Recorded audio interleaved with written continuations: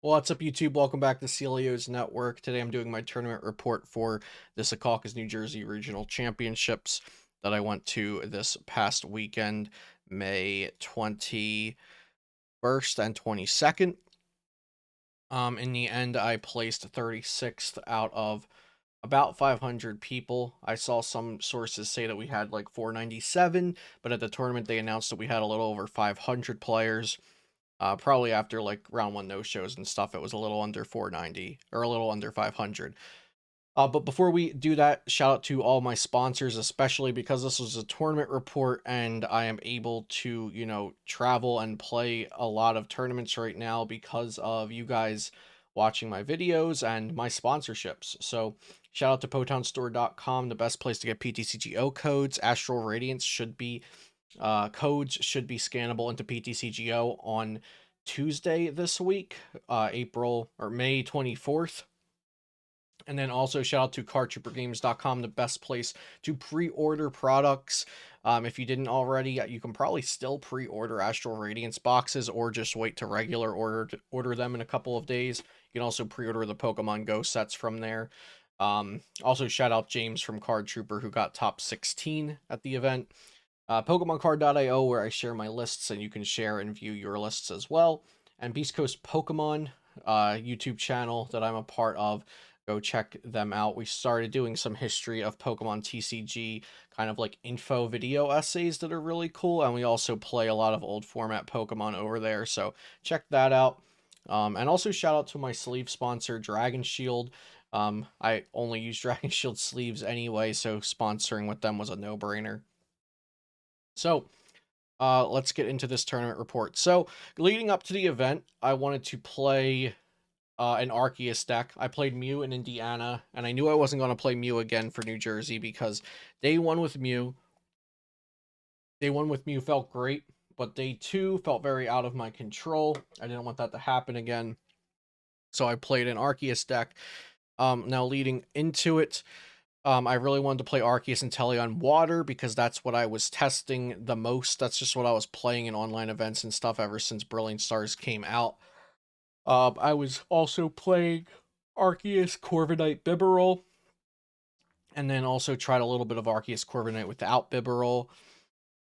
I tried Isaiah's list for Arceus Bees and Teleon, also Ian's list for Arceus with Tex. So leading up to the event a few days before, I'd say I was locked between Arceus and Teleon Water and Arceus Corviknight for about 3 or 4 days. A couple days before, I changed that second deck from Corviknight to Bees, I think. Or actually, Bees was always my safe default choice, so I guess I kicked Arceus and Teleon Water out of my choices for just Isaiah Bradner's list of Bees from Indy. And then the night before, I decided I was definitely playing Bees, and that was because I like that it has turn one plays going second sometimes, or really turn two plays going second when they knock out your Arceus with the Trinity Nova Goon Belt boss combo. You can a lot of times get a mustard and then knock them out back, and then they knock that out, then you Raihan to an Arceus, and the game kind of evens out from there, like you didn't even go second. So I really liked that. But I wanted some spice. I didn't want to just go in with a vanilla net decked list. So I wanted Zapdos to give me an edge in Arceus matchups because I thought most of my matches would be Arceus, and I wanted the Medicham quick shooting for even more of an edge versus Arceus. So the plan was in game one, I would surprise them with the Zapdos. In game two, they would set Dunsparce, and I would get that with Medicham quick shooting because you can quick shoot the Dunsparce twice, and then Yoga Loop it, knock it out with that, and take an extra turn. Um, I had a Manaphy. Shout out Carter for making me cut Manaphy for a fourth Arceus. It was better to just disrespect Urshifu because either the Urshifu player, when I'm talking about Urshifu, I mean exactly like Urshi and Teleon Dark Box. Because I will speak about Arceus Urshifu, which was a deck that I wish I had tested because I thought about it. I thought about trying it like the day before the event, but I just hadn't ever given it any time in like the past month plus. But when I talk about Urshifu, it's exactly Urshifu and Telly on Dark Box. So I assumed that if I played against Urshi and Telly on Dark Box, either one, the person piloting the deck wouldn't be that great with it because there are few people in a sample size of 500 that can play the deck well, and I would be able to potentially beat them anyway or get out a tie. Or two, the person that I played against would be someone like Isaiah Bradner or John Eng, who played Urshifu to the event, and they would be very good with Urshifu, and they would be prepared to beat people who played Manaphy. So I felt like even if I played Manaphy, I'd either not need it or I'd lose anyway because the player's very good. So no, Manaphy was a good decision in hindsight and foresight and all the sites. So let's see. We also have Charon's Care in here, which is not in Ian's teched out list, but was in Isaiah's B list. And I definitely wouldn't have done as well as I did without Charon's Care. Charon's Care was huge in the Arceus mirrors. 2 Arceus V-Star was just fine. Um, Yeah. All right. So let's get into the tournament report. So round one, I had a no-show. Got very lucky there. I was nervous going into round two though because I was like, crap. Everybody else has the rust off. I got a free win. Free win's great, but um, I don't think I've ever gotten a round one no-show at a major event, so it just felt very weird. So going into round two, I'm against Alex Garcia, a friend from New Jersey, and he's playing Arceus and Teleon Water. And game one, the Zapdos V won me the game. He didn't prepare for it because he sees that he's playing against Arc and Tel Bs. Great, Dunsparce can go to the discard. I bring out the Zapdos V. Game two, Alex goes first. I don't get that great of a start. Plus, he went first. So it was I think it was a pretty quick scoop into game two for me, or into game three for me. Game three, I go first. We get a very close back and forth game. He discovers the Medicham in this game. So I believe he charms his Dunsparce. And we both got off at least one Cheryl in this game, or Charon, one Charon at least, before time is called. And I think we both had 3 or more prizes when time was called. And we were in just kind of a stalematy position. It could have gone either way, depending on if he could scoop up quick shooting enough times to get like a one shot on an Arceus V-Star, if I could do enough ping damage to get a Yoga Loop playoff. But it was a very close game. One of my toughest matches of the weekend was against Alex there. Next was, so at that point I'm 101. Next is against Harris, another friend. He was playing Mew. This was a 2-0 in my favor. Mew just wasn't cooperating with him well. I have the Beedrill, which makes it tough, so 2-0 there. Luckily, Harris did pull it back after this game, and he ended up finishing out his Worlds invite, so congrats to Harris. Round 4 against Cedric with Mew. This was another 2-0 versus Mew. I felt very comfortable against Mew between my Big Charm Charon and also the Beedrills. Round 5. So at this point, I'm 3-0-1 going into lunch break, so I felt great. Round 5 against Tariq. Tariq and I ended up becoming friends over the weekend, talking between all of our rounds. Shout out Tariq, you were a really great opponent, cool opponent to meet and play against. So round 5 at table 15, Tariq was playing Arceus Urshifu with Bibarel and the Dark Package, Hoopa V, Crobat stuff. And it actually looked a lot like my friend On Guard's list. You may know On Guard. They run some events on Limitless. They stream and stuff. So Urshifu Arc, or Arc Urshifu, with Path and with Rose and with no Rapid Strike energies. This was very hard for me without the mana fee. I managed to win probably game 1 because of the Zapdos V. I want to say it was game 1 that I won, and whichever game I won, it was definitely because the Zapdos V was a surprise, and he hadn't prepared around it, like with less V Pokemon or with Dunsparce or anything like that. Game 2, he double Rapid Flowed me. It went Rapid Flow into Rose for Rapid Flow, so that was disgusting. And then game 3 was a tie, but I think Tariq would have won if we had like 2 more turns. If he got 2 more turns, I think he won. So the tie definitely saved me there.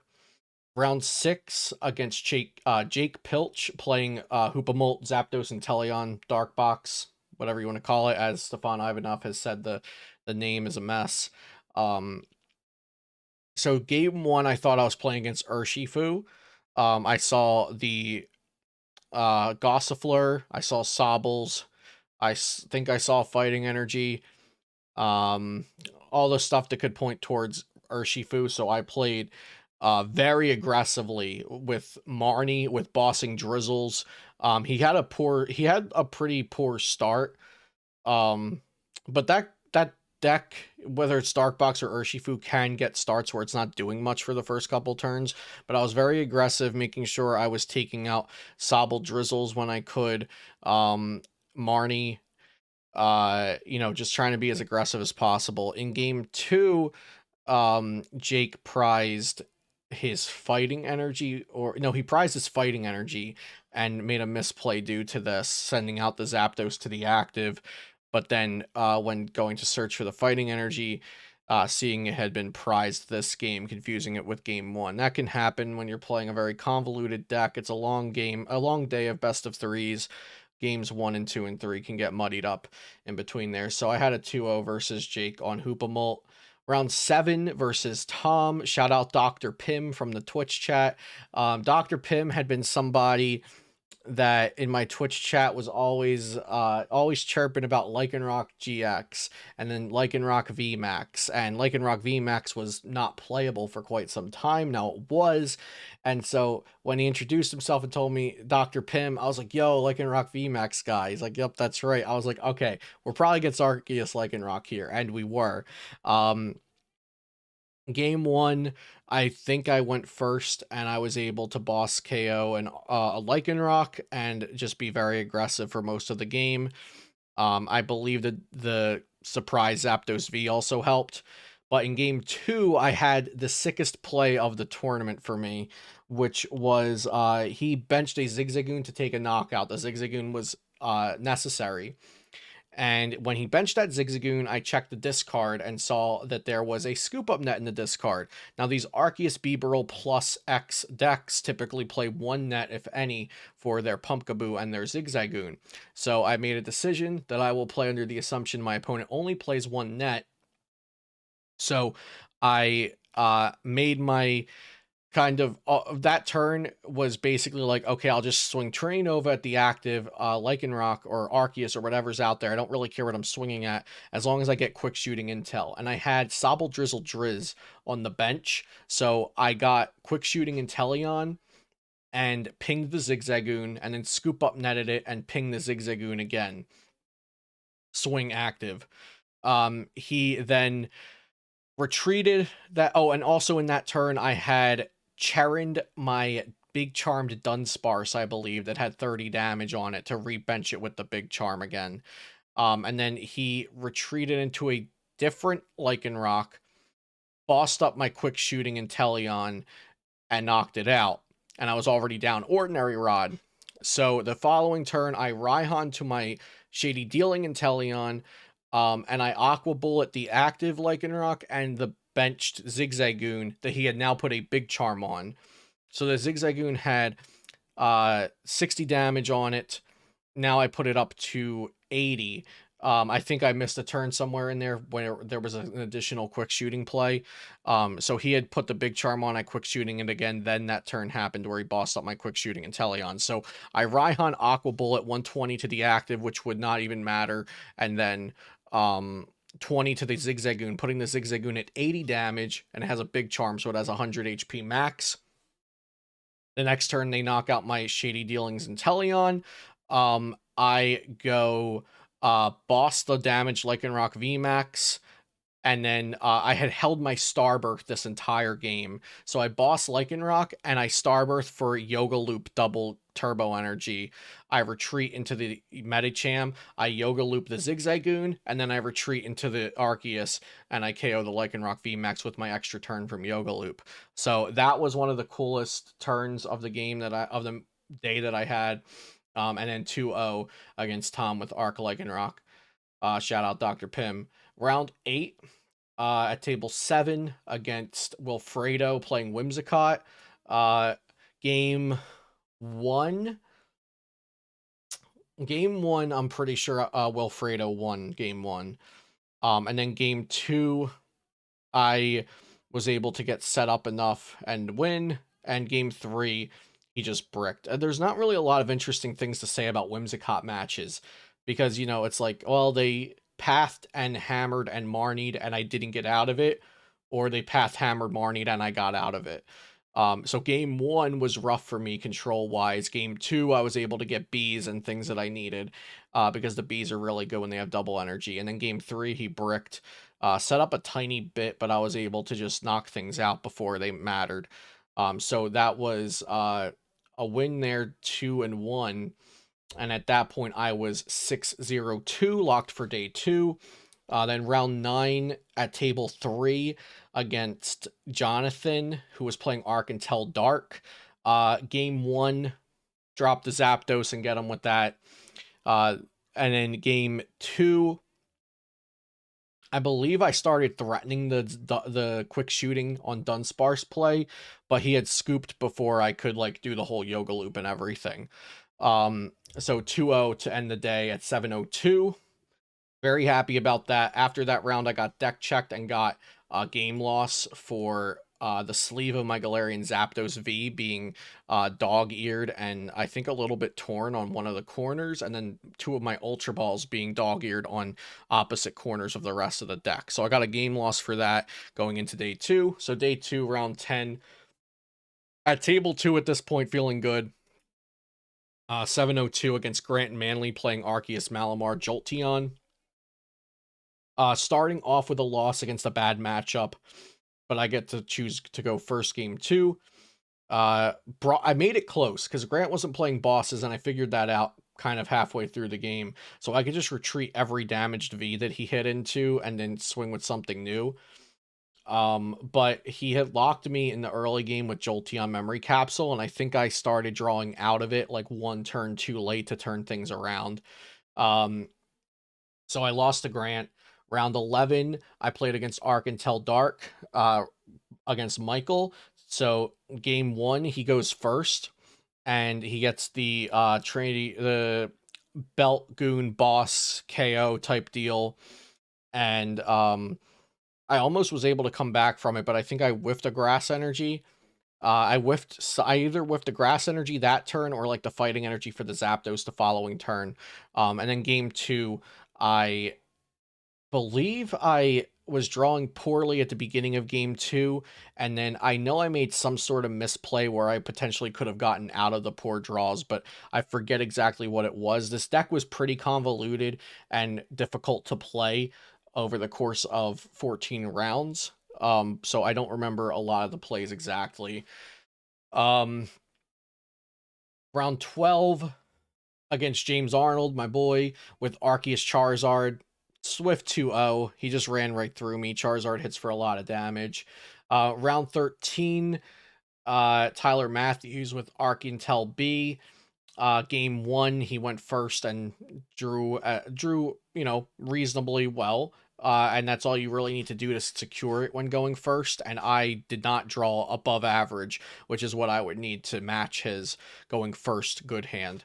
So he won game 1, and game 2 I just drew really poorly, and it was a quick scoop. So I had went from 7-0-2 to 7-4-2, and it felt really bad. Round 14 against George, playing Mew. I got my third out of 3 victory versus Mew VMAX to seal up the day. 2-1 beat Mew that had big Parasol in it, to end the tournament at 8-4-2. Now 8-4-2 wasn't the worst record, but it unfortunately did not get me top 32. It only got me top 64. So it felt bad to go from 5th seed going into day 2 to 36th place. But my deck was a little inconsistent. I can think of 2 misplays that I made in day 2. Round 11 that I mentioned versus Michael, and then round 13 against Tyler, both in game 2s where I lost game 1. So it, of course, no, I can't say if those misplays cost me those sets, but those misplays definitely could have cost me a chance at winning the set in game 3. And I don't even remember the misplays exactly. So I think most of it was deciding: are we going for a Beedrill line? Are we going for a Zapdos line? Are we going for a Raihan to Arceus line? Um, and it's hard to evaluate all of that and then act it out while playing at a good pace, and then also not making any misplays along those lines, because a lot of it involves like, okay, well, Inteleon for one piece plus net, then we'll net it up and then Drizzle for the other piece, and then we'll Starburst for the last two pieces, and things like the Beedrill, you want to set a Training Court plus a Grass Energy in the discard before Mustard, and for Zapdos, we want to try to get a Big Charm onto it. For Arceus, we want to get another Arceus on the bench to attach to, or we want to be setting up quick shooting in one of these scenarios to apply extra pressure somewhere. So there were a lot of lines that I definitely played much, much, much better in day one than I did in day two. Um, but round 10, round 11, round 13, I don't think any of those were in my grasp of winning. Round 10 and round 12 based on matchup, and round 11 my opponent drew better than I did. Turn 1 and turn 2 I drew poor plus a misplay. Round 13, I think my misplay definitely cost me game 2. We don't know how game 3 would have went, and then round 14 I won. So 36th place with a deck that I finished building a couple hours before going to sleep the night before. Then I changed one card when I woke up. I loved playing this deck. It was so much fun. It was very hard to play, though. If I was going to Vancouver, I think I would just play this and keep the knowledge that I gained over this weekend. Because I do think this deck could have won the tournament. I do, with a little bit of better draws and a little less frustration on my part throughout day two. Maybe I would have played better, but I was also just getting mentally fatigued from the deck. So yeah, if you told me going into the tournament I would get top 64, I'd be like, all right, we'll take that. But just going from 5th seed to 36th left me disappointed with my placement. So I'll be looking to get top 32 or better at Wisconsin in a few weeks. So I'll be I'll be hunkering down and bunkering down. What's the word? I don't know. I'll be trying to test a lot of Astral Radiance and get something cooked up for Wisconsin. So thank you guys for watching. Hope you enjoyed, and I'll see you next time here on Celio's Network.